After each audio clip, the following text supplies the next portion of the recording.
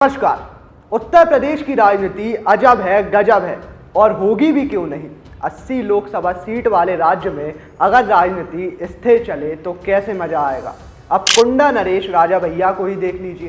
पहले कह रहे थे कि हम किसी को भी समर्थन नहीं देंगे, लेकिन ये बात भी छुपी हुई नहीं है कि उनका पक्ष कई बार भाजपा और योगी के पक्ष में रहा है।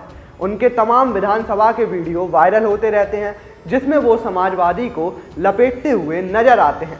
लेकिन 5वें चरण के मतदान में कुछ ऐसा हुआ जिसकी कल्पना किसी भी राजनीतिक विशेषज्ञ ने और राजनीति को पढ़ने और समझने वाले पत्रकार ने नहीं की होगी।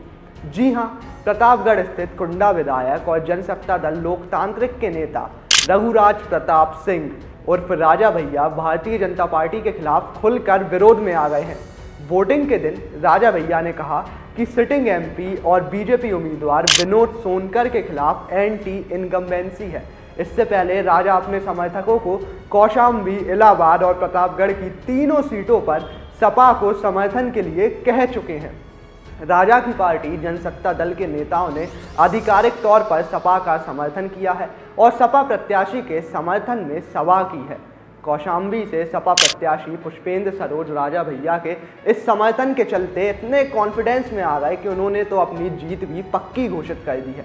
बीते दिनों राजा भैया ने भाजपा या सपा दोनों को समर्थन करने से मना कर दिया था, फिर चाहे भले ही अमित शाह ने बेंगलुरु में उनसे मीटिंग की हो। राजा भैया ने अपने समर्थकों से वार्ता के बाद मीडिया को जानकारी दी थी कि उनके समर्थक और पार्टी के कार्यकर्ता जिसे चाहें उसे अपना समर्थन और मत दे सकते हैं।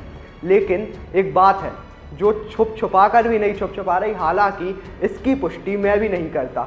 कुछ पत्रकार तो ये भी बता रहे हैं कि राजा भैया ने ओपनली कह दिया था कि अपने समर्थकों से कि वो जाकर समाजवादी पार्टी को अपना समर्थन दे। आपको बता दें कि राजा भैया ने सपा के साथ जाने के संकेत तभी दे दिए थे जब उनकी कौशाम्बी में सपा प्रत्याशी पुष्पेंद्र सरोज से मुलाकात हुई थी और सपा नेता के खिलाफ मानहानि का मुकदमा वापस लेने की भी प्रक्रिया शुरू कर दी गई थी। माना जाता है कि राजा भैया विनोद सोनकर से काफ़ी नाराज हैं। विनोद सोनकर कौशाम्बी में बीजेपी प्रत्याशी हैं। प्रत्याशी बनाए जाने के बाद उन्होंने कुछ एक मौके पर राजा भैया के खिलाफ बयानबाजी की थी। दरअसल विनोद सोनकर ने जनसभा को संबोधित करते हुए कुंडा के विधायक राजा भैया का नाम लिए बिना ही मंच से ललकार लगा दी।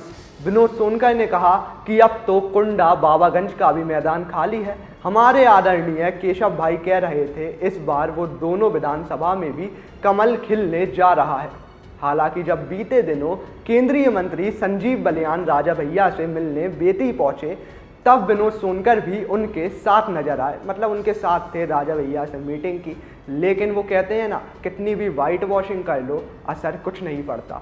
वैसे ही इस बार भी कुछ असर नहीं पड़ा और बल्कि जो मामला भाजपा सोच रही थी हमारे पक्ष में जाएगा वो तो उनके विपरीत हो गया। अब इस पूरी खबर पर आपकी क्या राय है, आप क्या सोचते हैं, हमें कमेंट बॉक्स में ज़रूर बताएं। जब तक के लिए मैं सजल रघुवंशी, कैमरा पर्सन साहिल के साथ वी हुआ।